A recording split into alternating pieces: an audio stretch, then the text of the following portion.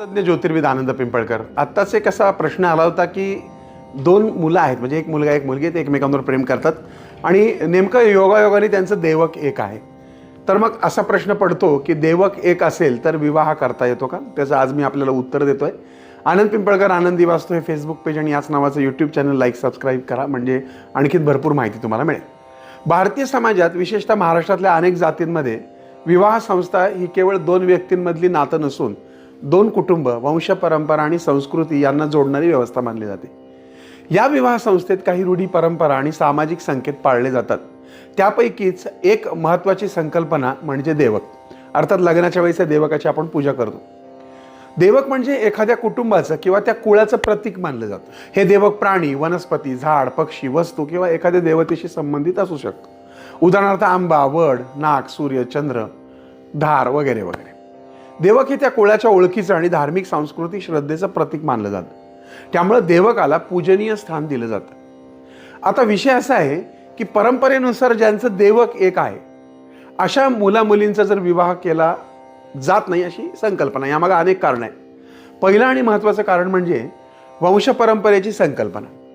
देवक एक असणं म्हणजे त्या दोघांचं मूळ कुळ हे एकच असण्याची शक्यता असते. पूर्वीच्या काळामध्ये रक्तसंबंधांची अचूक माहिती उपलब्ध नसल्यामुळं देवकांच्या आधारावर नातेसंबंध ओळखले जातात. त्यामुळे देवक एक असलेल्या व्यक्तींना अर्थातच भाऊ बहिणीसारखं मानलं जाईल आणि म्हणून ते एक देवकात लग्न होत नाही किंवा सगोत्र विवाह होत नाही असं म्हटलं जायचं. दुसरं कारण म्हणजे जैविक आणि आरोग्याशी संबंधित विचार. जवळच्या नात्यातल्या विवाहामुळे पुढच्या पिढीमध्ये अनुवंशिक आजार होण्याची शक्यता असते असा अनुभव समाजाने घेतला होता.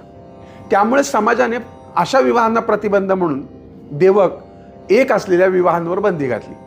अर्थात हा नियम सामाजिक आरोग्य जपण्यासाठी उपयुक्त मानला गेला. आणि तिसरं आणि महत्त्वाचं कारण म्हणजे धार्मिक किंवा सांस्कृतिक आपली श्रद्धा. देवक हे पूजनीय असल्यामुळं एकाच देवकाच्या दोन व्यक्तींनी विवाह करणं हे धार्मिकदृष्ट्या अयोग्य मानलं जातं. अनेक लोकांचा असा विश्वास आहे की देवक एक असून विवाह केल्यास त्या देवकाचा अपमान होतो आणि त्यामुळं त्या कुटुंबावर संकट येतं. अर्थात श्रद्धा, भीती आणि अनुभव यांच्या मिश्रणातनं ही परंपरा दृढ झाली की काही ना काही कारणाने की आपली जी पुढची पिढी आहे ती अपंग जन्माला येऊ नये म्हणून एका रक्तात लग्न नको असा तो अर्थ. पण आताच्या काळामध्ये या संकल्पनेकडे पाहण्याची दृष्टी आपल्याला बदलायला हवी. कारण आज वैद्यकीय, विज्ञान, DNA चाचणी आणि कायदेशीर व्यवस्था उपलब्ध आहे. त्यामुळं केवळ देवक एक आहे म्हणून दोन व्यक्तींमधले रक्तसंबंध आहेतच असं ठामपणे सांगता येत नाही.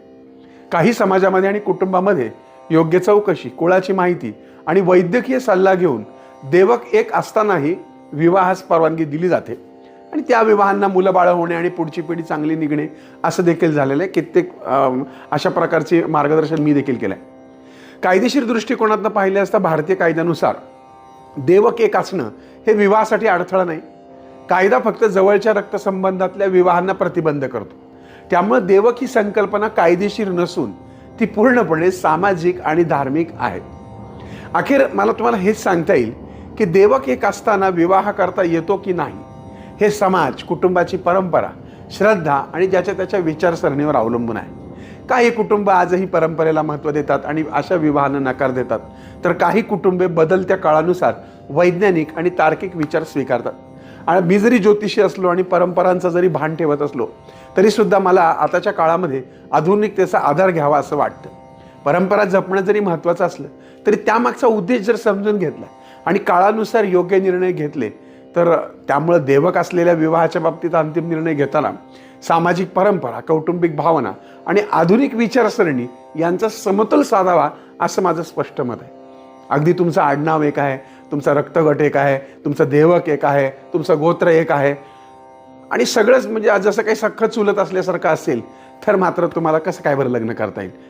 आणि जर तुमचा संबंध नाही आहे, कदाचित जातीमध्ये सुद्धा कधी कधी भिन्नता असते, म्हणजे उपजात पोटजात असते आणि मग त्या मुलांचा प्रेम होतो आणि मग नंतर करतं की देवक एक आहे.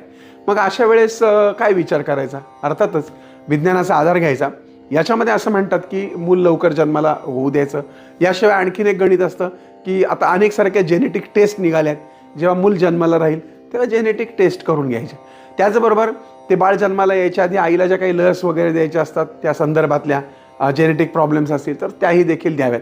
आणि अर्थात मला वाटतं की विज्ञानाचा आधार घेऊन जर कुठलाही नातीगोतीचा संबंध नसेल, लांबचं सुद्धा जवळचाही कसलाच संबंध नसेल, फक्त देवक एक आहे, म्हणून विवाह मुलांचा टाळणं हे अयोग्य आहे असं माझं स्पष्ट मत आहे. त्यामुळे आधुनिक विज्ञानाचा आधार घेऊन त्याचबरोबर श्रद्धा परंपरेचा आदर ठेवणे आपण योग्य तो निर्णय घेऊ शकता. तुम्हाला हा कार्यक्रम आवडला असेल आणि काही प्रश्न असतील तर कमेंटमध्ये विचारा. ओम साईराम.